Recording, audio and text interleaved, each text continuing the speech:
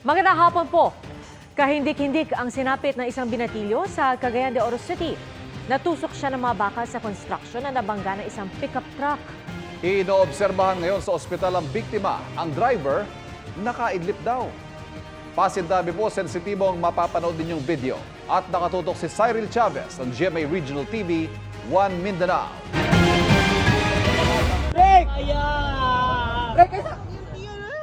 Namimilipit sa sakit ang binatilyong ito habang ang mga tao sa paligid humihiyaw at nahahabag sa kalagayan niya. Tumagos kasi sa katawan ng lalaki ang mga bakal sa construction site sa gilid ng daan. Nangyari iyan sa Zone 1 Upper Bantiles, Barangay Bugo sa Cagayan de Oro City, alas 2 ng hapon kahapon. Ayon sa mga bystander, bigla silang nakarinig ng kalabog. At nang tignan nila ang pinagmulan, tumambad ang binatilyong natuhog. So, nagpanik ako mga sakop, ilang gidagan. Pagtanaw nila na aday natusok na tao sa kabilya. O ito nga, ilang gitabang nagtulod ang Hilux. Isang pickup truck din ang makikita sa tabi ng lalaki at sa ibabaw ng mga bakal. Batay sa investigasyon, nasagi raw ng sasakyan ang biktima kaya napadpad siya papunta sa mga bakal na nakatambak sa gilid ng daan. Ginagamit daw ang mga bakal para sa ginagawang construction doon. Agad rumisponde at tumulong sa biktima ang Oro Rescue 911, Barangay Rescuers at BFP Rescue Team. Dinala siya agad sa Northern Mindanao Medical Center at binomonitor matapos maoperahan. Agad dinakip ng mga otoridad ang driver. Yung driver naman ay patuloy na inimbestigahan. Initially, sabi daw ay naidlip yung driver ng pickup truck. So nasagi yung pedestrian. Sinusubukan pa ng GMA Regional TV 1 Mindanao na makunan ng reaksyon ang driver ng sasakyan. Nasa ngayon ay pinalaya na dahil nagkasundo na raw sila ng pamilya ng biktima. Sakali raw na magbago ang desisyon ng pamilya, kasong reckless imprudence resulting in serious physical injuries ang posibleng kaharapin ng driver.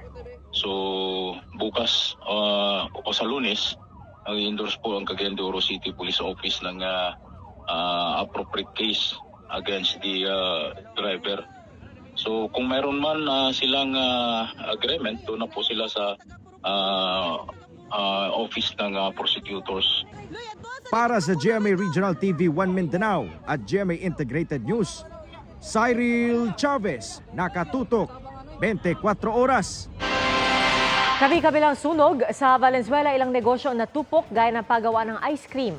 Habang sa Barangay Alabang, Muntinlupa, nasa 600 pamilya naman sa 4 na compound ang nasunugan. Mula sa Muntinlupa, nakatutok live si Von Aquino. Von? Pia, dahil sa kitid ng mga daanan, nahirapan ng mga bumbero na apulahin ang sunog na tumupok sa 4 na compound dito sa Barangay Alabang, Muntinlupa City kaninang madaling araw. Malaking apoy ang gumising sa mga residente sa Barangay Alabang, Muntinlupa City mag-aalas 5 ng umaga. Ang senior citizen na si Teresita Montierde nanlulumo sa nangyari, lalo't kritikal ang kanyang anak sa ospital bago nangyari ang sunog. Lumaki na yung apoy. Hanggang napunta na po rito. Sobrang hirap na dinadanas namin. Wala po ako, walay na po ako sa asawa Wala pong naghahanap buhay. Ayon sa mga bombero, pahirapan ang pag-apula dahil sa kitid ng mga daan papasok sa lugar. May oras din na lumakas ang hangin. Very limited po yung naging access ng ating mga bombero pagdating po sa pagresponde. So kaya nga po kalaunan ay pinilit na po nating pasukin itong bandang Riles area. Sa katunayan, marami po tayong fire truck ang tumirik at naputukan ng gulong doon po sa Riles side. Ang ilang bahay gawa sa light materials kaya mabilis din natupok. Umabot sa ikalawang alarma ang sunog at tuluyang naapula 9:42 ng umaga. Mga taga rito, nagsasalba na lamang ng mga kahoy ng mga yero na pwede pa nilang magamit.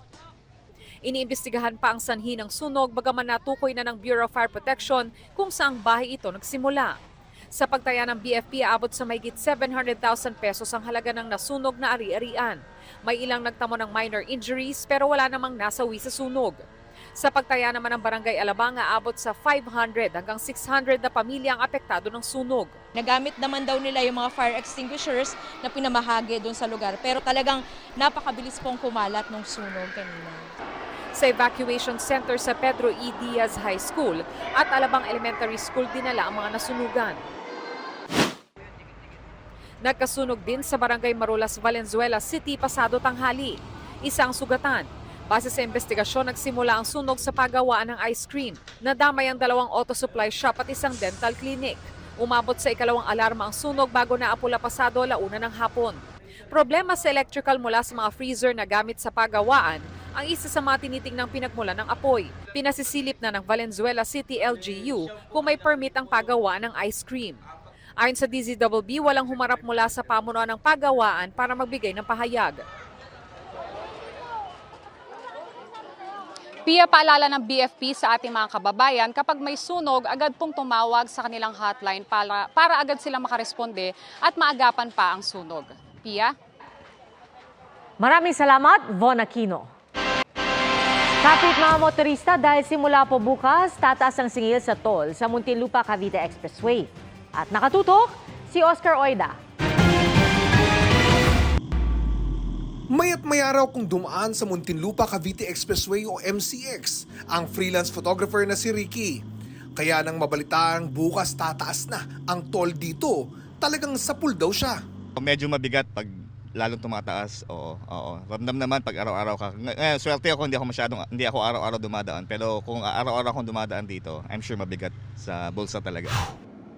Piso ang itataas sa toll sa mga Class 1 vehicle, 2 piso para sa Class 2 at 3 piso para sa Class 3. Ibig sabihin, ang babayaran ng toll, 19 pesos kung Class 1 vehicle, 39 pesos kung Class 2 at aabot na sa 58 pesos kung Class 3. Piso is piso, di ba? Or any amount is an increase in terms of yung any amount.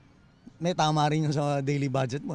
If the toll hike will really, give us the service that we really deserve, then I think toll hike is still okay.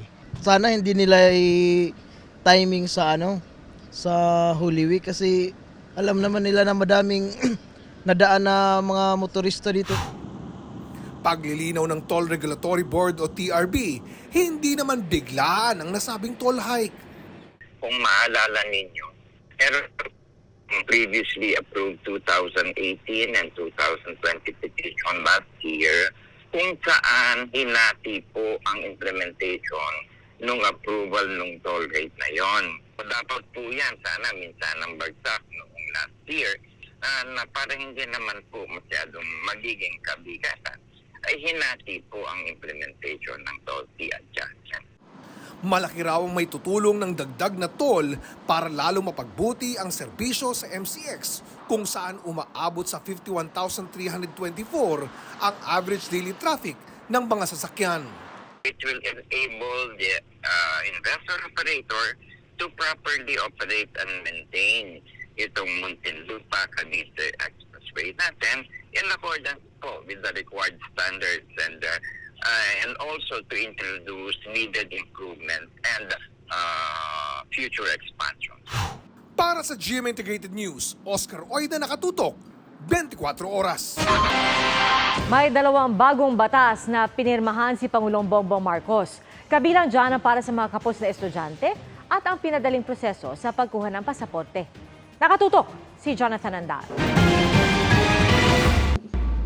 Dati, problema ng ilang estudyante ang no permit, no exam policy ng ilang paaralan. Ibig sabihin, kung may utang pa sa matrikula at iba pang bayarin, hindi sila makakapag-exam. Pero bawal na yan alinsunod sa Republic Act 11984 o No Permit, No Exam Prohibition Act na pinirmahan ni Pangulong Bongbong Marcos. Sa ilalim nito, lahat ng tinatawag na disadvantaged students sa pampubliko at pribadong K-12 institutions, kolehiyo, universidad at technical vocation institution na may mga kursong higit sa 1 taon, pwedeng makakuha ng periodic at final examinations nang di kailangan ng permit mula sa paaralan. Ang mga apektadong mag-aaral bibigyan ng certificate ng ahensya bilang patunay sa dahilan na kaaapekto sa kakayahang magbayad ng matrikula tulad ng kalamidad, emergency, force majeure o iba pang good o justifiable reason sa ilalim ng gagawing rules and regulations ng DSWD. DSWD rin ang inatasang tumukoy sa mga mag-aaral na may tuturing na disadvantaged. Pinapayagan naman ang mga paaralan na manghingi ng promissory note mula sa estudyante. Maaari rin nilang i-hold ang mga dokumento o record ng mag-aaral at gumawa ng mga legal at administratibong hakbang para sa paniningil ng bayarin. Maaaring patawa ng administrative case ng DepEd, CHED o TESDA ang mga paaralang lalabag. Ang pag-a-apply naman para sa passport layon na ring padaliin sa ilalim ng New Philippine Passport Act o Republic Act 11983. Papalitan nito ang RA 8239 o ang Passport Act of 1996. Sa bagong batas, inaatasan ng Department of Foreign Affairs na bumuo at mag-maintain ng online application portal at electronic one-stop shop na maaaring ma-access sa kanilang official website. Papayagan na rin ng DFA na magbigay ng off-site at mobile passport services sa ibang lugar bukod sa kanilang consular offices at foreign service posts. Mas naghigpit din sa parusa ang batas sa mga iligal na kukumpiska o hahawak ng passport ng iba, pwedeng makulong ng hanggang 12 taon o pagmultahin ng 1 hanggang 2 milyong piso.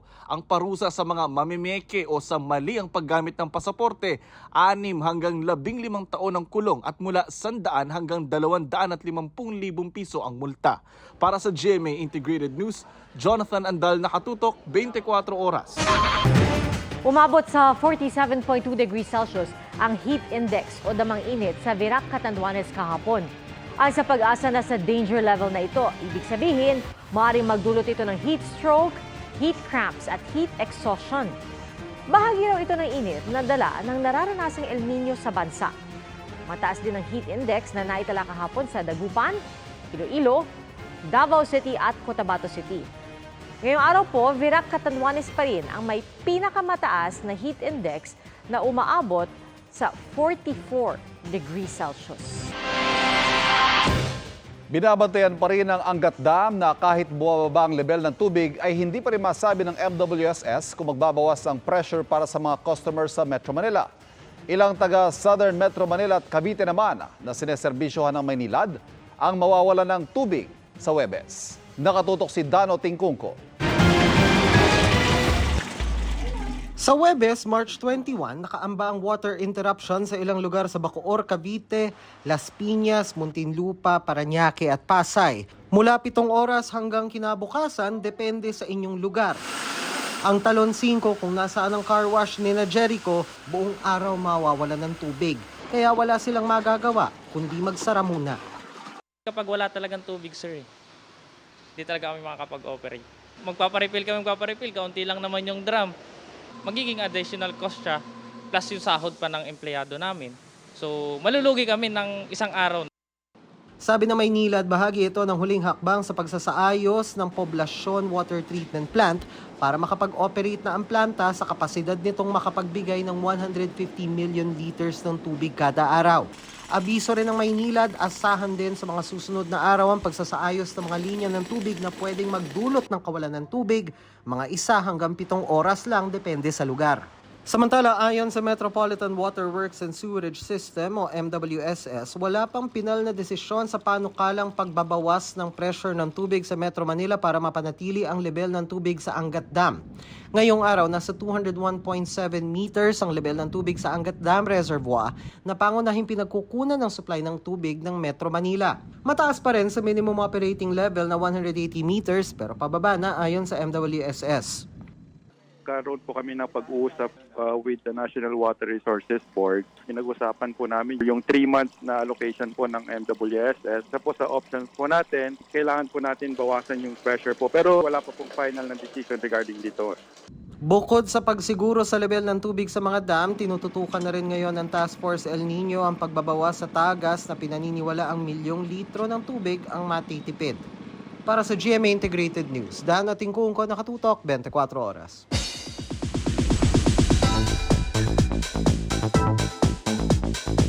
Quick rundown ng showbiz happenings tayo. Napuno ng K-League vibes ang pagbabalik bansa ng South Korean singer and actor na si Cha Eun-woo. Hiyawan ng Philo fans sa song and dance number ng K-Idol sa 2024 Just One 10-minute Mystery Elevator in Manila. May ilang fans pa ang naka-wedding dress.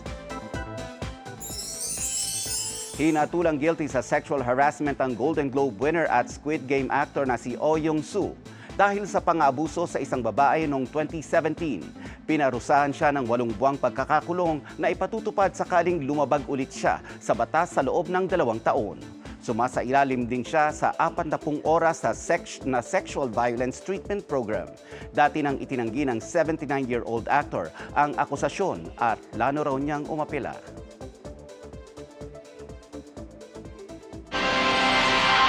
Pananampalataya, integridad at pagkakawang gawa. Yan po ang ilan sa mga binigyang diin ni GMA Network Chairman Attorney Felipe L. Gozon sa pagdiriwang ng ika-125 anibersaryo ng Central United Methodist Church sa Maynila. Nakatutok si Jonathan Andal. Noong March 5, 1899, panahon ng mga Amerikano, itinayo ang kauna-unahang Protestant Church sa Pilipinas. Makalipas ang higit 1 siglo, nakatindig pa rin ito dito sa TM Calaw, Ermita, Maynila. Ito ang CUMC o Central United Methodist Church na nagdiriwang ngayon ng kanilang 125th founding anniversary. Panauhing pandangal nila si GMA Network Chairman Attorney Felipe L. Gozon. My parents were married in this church. Kasama ni Attorney Gozon ang asawang si Teresa Gozon at mga anak na sina GMA Network SVP Attorney Annette Gozon Valdez, Doktora Marites Gozon Viterbo, Attorney Philip Gozon at kanilang mga asawa. Sa kanyang talumpati, ibinahagi ni Attorney Gozon ang pagkakatulad ng CUMC sa GMA Network. We share with UCUMC the basic doctrines of our Christian faith and the values of integrity and stewardship. The first in our 7 core values is we place God above all. Through our GMA Kapuso Foundation, we have helped millions of Filipinos in need through our many projects. Dito rin sa simbahang ito, ginawaran si Attorney Gozon noong 2022 ng Honorary Degree of Doctor of Laws mula sa Wesleyan University of the Philippines. Ngayon, balik dito si Attorney Gozon matapos mapiling guest speaker dahil sa kanyang accomplishments. Binigyang emphasis yung Dugong Metodista. Nag-bank ang ministerial team doon sa wisdom ng isang Attorney Gozon na napalago niya yung naging number 1 ang GMA 7. I'm very proud at very honored. Para sa GMA Integrated News, Jonathan Andal, nakatutok 24 oras. Nagmamadaling umahon ang magkakaibigang yan mula sa geothermal pool sa isang resort sa Iceland. Ang inakala nilang sunset lang, panibagong pagsabog pala ng kalapit na bulkan. Agad silang inilikas, gayon din ang mga nakatira malapit sa bulkan. Sa ibang video, kita naman ang pagbulwak ng lava mula sa bulkan. Ayon sa Icelandic Meteorological Office, ika-4 na itong pagsabog ng bulkan mula noong Disyembre. Masigla at makulay ang pagdiriwang ng Strawberry Festival sa La Trinidad, Benguet. At bida rin doon ang mahigit 12,000 cupcakes na gawa sa 500 kilong strawberry. Nakatutok si Claire Lacanilao ng GMA Regional TV 1 North Central Luzon. Ang pagiging Valley of Colors ng La Trinidad, Benguet, ipinamala sa 42nd Strawberry Festival. Suot ang mga tradisyonal na Cordilleran attire, sumayaw sila sa harap ng munisipyo. Ipinapakita rito ang ritual ng pasasalamat. Nagpasikat din ang drum and lyre bands. Agaw pansin ang parada ng mga naggagandahang float na karamihan ay gawa sa bulaklak at indigenous materials. May dinisenyohan ng giant strawberry na simbolo ng La Trinidad bilang strawberry capital ng bansa. May float ng malalaking bote ng strawberry wine. Napakaganda and very innovative yung mga gumawa. Well and good. Nagbigay naman talaga ng kakaibang talento ang ating lahat ng mga contestant. Ayan, so sa experience ko, talagang ang ganda. Ang celebration ng ating Strawberry Festival is community event and also a tourism event. Gusto nating ipakilala ang ating bayan. That's why dinadaos natin ang mga selebrasyon na ganito to celebrate our One Town, One Product, just like Strawberry Festival. Highlight din ng festival ang mahigit 12,000 strawberry cupcakes na inihain sa Municipal Gymnasium. Tulong-tulong ang mga baker mula La Trinidad para ihanda ang cupcakes gamit ang halos 500 kilos ng fresh strawberries. Libre ang cupcakes sa unang 100 bisita. Para sa GMA Regional TV 1 North Central Luzon at GMA Integrated News, Claire Lacanilaw, nakatutok 24 oras. Dink, dinky, sink, sinky. Hindi po yan mga cartoon character kundi millennial at Gen Z terms tungkol sa lifestyle choice ng mga couple na mas pinipiling wag muna magkaanak at i-enjoy ang kanilang buhay mag-asawa. Let's dig deeper sa pagtutok ni Dana Tingkungko.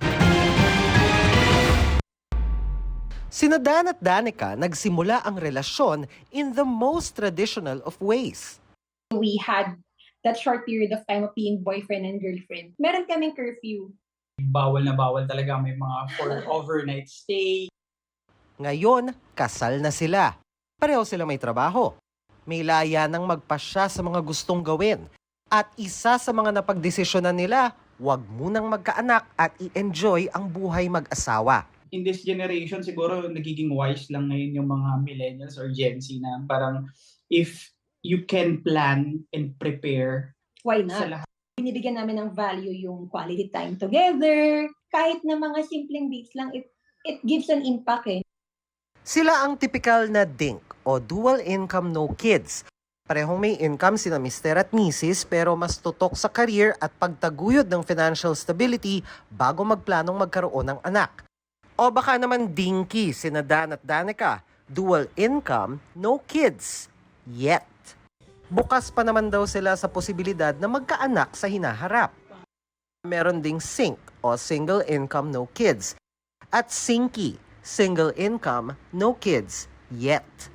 Pasok sa TikTok ang mga terminong ito na sumasalamin din sa nagbabagong pananaw at estadistika ng henerasyon ng mga millennial at Gen Z pagdating sa pagpapamilya. These can be influenced by different factors such as, for example, yung more accessible reproductive health services, shifting values, shifting traditions, shifting gender roles, and of course, obviously, yung cost of living. May mga kumwestiyon daw kina Dan at Danica sa desisyong wag munang magkaanak, pero hindi raw sila nagsisisi.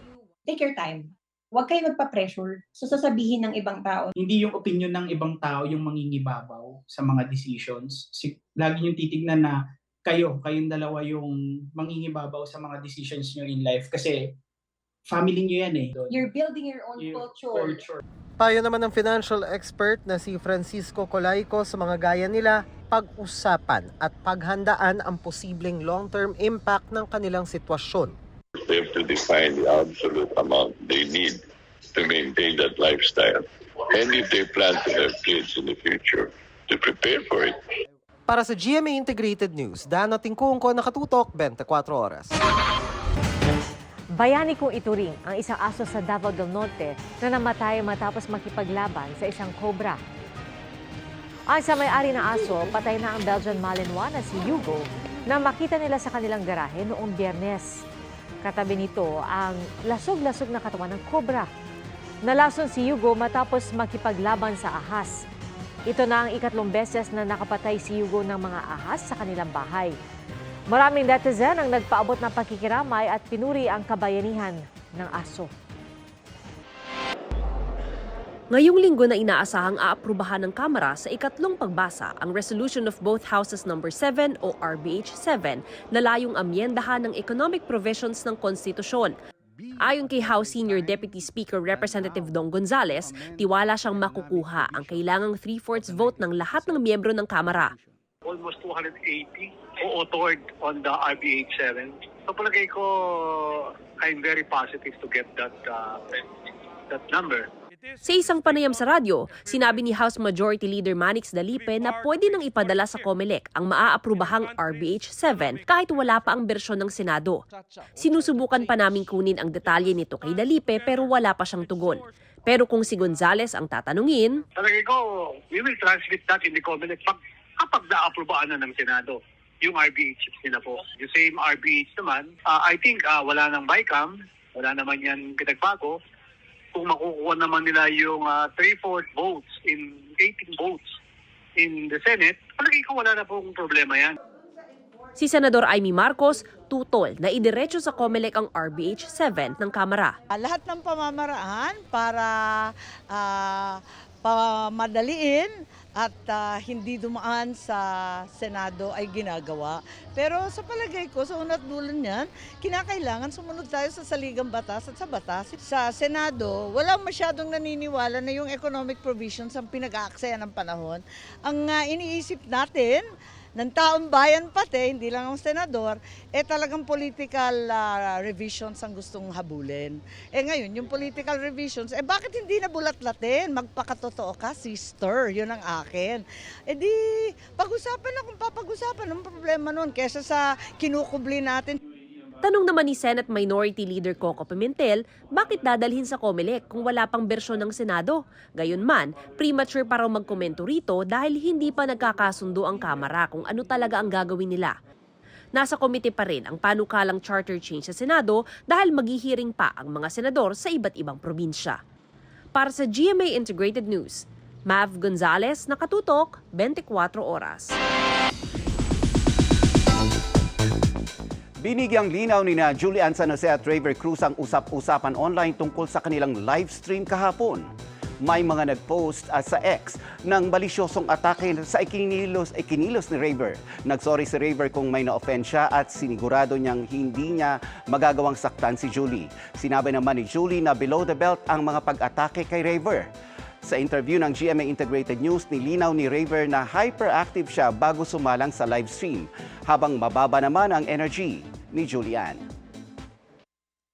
Lahat naman na nakakilala sa akin, ganun talaga ako. Pero aaminin ko, gusto ko na rin humingi ng pasensya sa mga medyo nainis kasi extra hyper talaga ako that day. Ang dami ko iniisip tapos hindi pa maganda yung pakiramdam ko. Tapos na-stress talaga ako para malinaw lang din sa lahat na wala pong ganong klaseng, wala pong ganon. Yeah. Tsaka para din sa yung mga nagmamahal sa Juliverse. So para at least klaro din. And that's my chika this weekend. Ako po si Nelson Canlas. Pia, Ivan? Salamat, Nelson. At yan po ang mga balita ngayong weekend para sa mas malaking misyon at mas malawak na paglilingkod sa bayan. Ako si Pia Arcangel. Ako po si Ivan Mayrina mula sa GMA Integrated News, ang News Authority ng Pilipino. Nakatutok kami 24 oras.